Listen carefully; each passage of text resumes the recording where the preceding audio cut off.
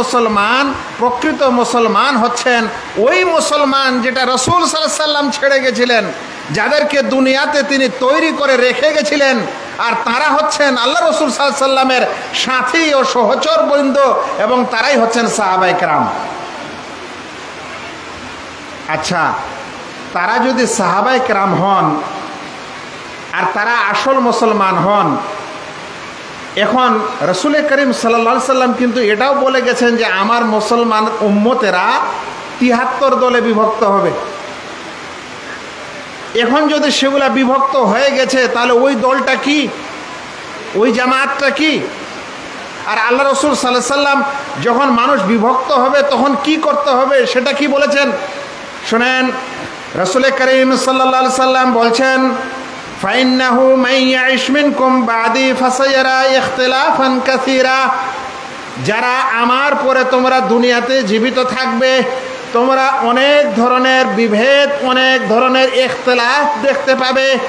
ফাআলাইকুম বিসুন্নতি ওয়া সুন্নাতিল খুলাফা আর রাশিদিন, এ সময় তোমরা আমার সুন্নতকে এবং খোলাফায়ে রাশিদিনের সুন্নতকে ধরে থাকবে।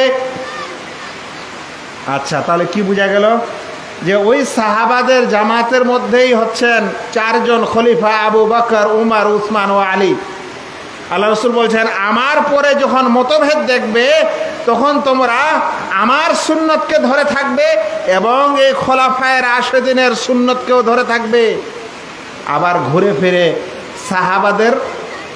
সাহাবিদের মধ্যে 4 খলিফা তাদের আদর্শের উপর থাকবে, এই কথাই বলছেন। আরো শুনেন, প্রিয় নবী মুহাম্মদ মুস্তাফা সাল্লাল্লাহু আলাইহি সাল্লাম যখন এই ৭৩ ফিরকার সম্পর্কে আলোচনা করলেন, তখন সাহাবারা জিজ্ঞাসা করলেন, কালু মান হিয়া ইয়া রাসূলুল্লাহ, কারণ আল্লাহ রসুল বললেন আমার উম্মত অচিরে ৭৩ ভাগে বিভক্ত হবে। কুল্লুহা ফিন্নার ইল্লা ওয়াহিদা, এই ৭৩ ফিরকার মধ্যে সবই জাহান্নামে যাবে, একটি ছাড়া। আল্লাহু আকবার।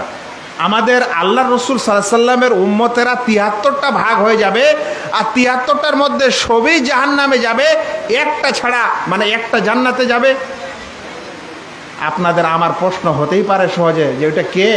সাহাবারা জিজ্ঞাসা করলেন, কালু মান হিয়া ইয়া রাসূলুল্লাহ, আল্লাহর রাসূল এই সম্প্রদায়, এই দল যেটা জান্নাতে যাবে সেটা কারা হবে? হ্যাঁ, এখন যদি আপনাদেরকে এটা জিজ্ঞাসা করা হয় যে ভাই আপনাদের কাছে, ভাই আমাদের কাছে আহলুল হাদিস, আমাদের কাছে সালাফি, আমাদের কাছে জামাতে ইসলামী, আমাদের কাছে তাবলিগি, আমাদের কাছে দেওবন্দি, আমাদের কাছে অমুক, আমাদের কাছে তমুক, এতগুলা মুসলমান, এর মধ্যে জান্নাতি কোনটা, শহীদ দল কোনটা? হ্যাঁ, আপনাদের এগুলা মনে আসে, কিন্তু অনেক সময় জিজ্ঞাসা করেন, অনেক সময় জিজ্ঞাসা করেন না, আর হয়তো ভালো উত্তর পান না। শুনেন, আল্লাহ রসুল সাল্লাল্লাহু আলাইহি সাল্লাম কি বললেন যে কোন দলটি, কোন জামাতটি জান্নাতে যাবে, তার বৈশিষ্ট্য কি হবে?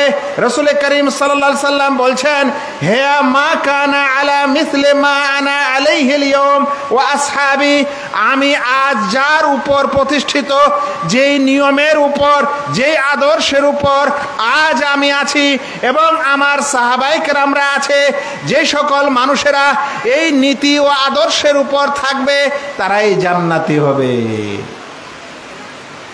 ভাই, আর কিছু বোঝার বাকি থাকলো? যে আমরা যদি জান্নাতি দল হতে চাই তাহলে আমাদের আদর্শটা কার মতো হতে হবে? সোজা কথা, আল্লাহ রসুল বলছেন আমার আদর্শ হতে হবে, আর আমার সাহাবারা আজকে যে আদর্শের উপর আছে, মানে ওই সময় যে আদর্শের উপর ছিলেন, ওই আদর্শ, ওই নীতির উপর থাকলেই আপনি জান্নাতে যাবেন।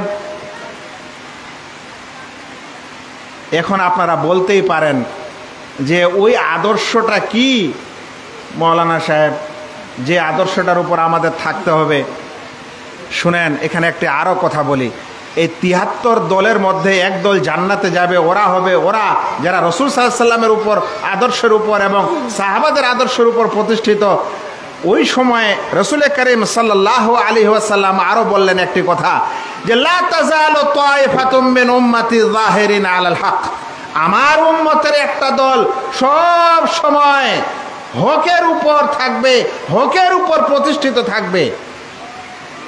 এমন কি এরা এই হক ও বাতিলের লড়াই করতে করতে কিয়ামত চলে আসবে। এখন আমি আপনাদেরকে প্রশ্ন করছি খুব সহজ করে, যে আল্লাহ রসুল যে বললেন যে আমি যার উপর আছে, আমার সাহাবার যার উপর আছে, আর একটি দল যারা সব সময় হকের উপর থাকবে, সেটাই না হক দল। তো আচ্ছা বলেন তো, ওই হক দলটা কি দুনিয়াতে তৈরি হবে নতুন করে, না রসুল সাল্লাল্লাহু আলাইহি সাল্লামের যুগ থেকে নিয়ে আছে এবং কিয়ামত পর্যন্ত থাকবে? কি বোঝা গেল হাদিস থেকে? আবার একটু প্রশ্ন করছি, ভালো করে বুঝেন কথাটা।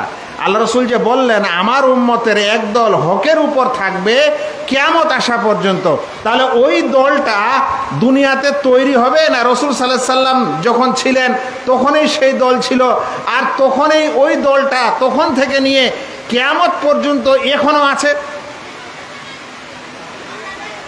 তার মানে ওইটার সাহাবার দল, আর কিয়ামত পর্যন্ত যারা ওদের আদর্শের উপর থাকবে তারাই সেই দলের অধিকারী হবে।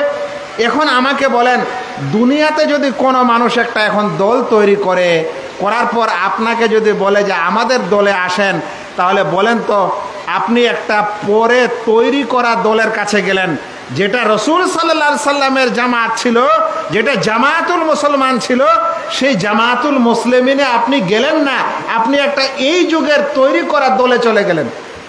কথাটা স্পষ্ট না স্পষ্ট নয়? আজ একটা দল তৈরি হয়েছে দুনিয়াতে মুসলমানের নামে, ইসলামের নামে, আপনাকে আহ্বান করলো, আপনি বলেন ঠিক আছে আপনি সত্য, আমি আপনার কাছে চলে গেলাম। আল্লাহ রসুল সাল্লাল্লাহু আলাইহি সাল্লাম বলছেন আমার একটি দল কিয়ামত পর্যন্ত হকের উপর থাকবে। ওই দলটা তো দুনিয়াতে এখন জন্ম নিবে না, ওই দলটা তো 100 বছর আগে জন্ম নিবে না, ওটা তো ওই দল, ওই জামাত, যে জামাত রসুল সাল্লাল্লাহু আলাইহি সাল্লাম ছেড়ে গেছেন। তাহলে আপনি এই দল টল অমুকের দিকে যাবেন কেন? আপনাকে খুঁজতে হবে, আপনাকে মনে করতে হবে যে আমার রসুল সাল্লাল্লাহু আলাইহি সাল্লামের ছেড়ে যাওয়া ওই দল, ওই জামাত, যাকে জামাতুল মুসলিমিন বলা হচ্ছে, ওই জামাত কোনটা?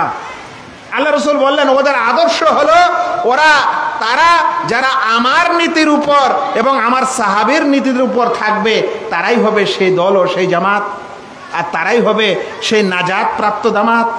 এখন আমাদের কাছে সমস্যা হলো, আমাদের কাছে বাড়ির দুয়ারে দরজায় যারাই আসবে এবং আপনাকে ডাকবে, আপনি সবসময় বলবেন হ্যাঁ এরাও তো ভালোই করছে, এরাও তো ভালোই কাজ করছে, এরাও তো ভালো কথাই বলছে। না, আপনাকে বুঝতে হবে যে এরা রাসূল সাল্লাল্লাহু আলাইহি সাল্লামের যেটা আদর্শ, যেটা সাহাবায়ে কেরাম এর আদর্শ, সেই নীতির উপর আছে কিনা, এদের আকীদা, এদের বিশ্বাস, এদের ঈমান, এদের আমল, এদের আখলাক ওই রাসূল সাল্লাল্লাহু আলাইহি সাল্লামের ছেড়ে যাওয়া জামাতের মতো না অন্য জামাতের মতো? যদি তার মতো হয় তাহলে আপনি সেই দলেই থাকবেন, আর আগে থেকেই যদি আপনার ওই আদর্শ হয় তাহলে অন্য দলে যাওয়ার আপনার কোনো দরকার নেই।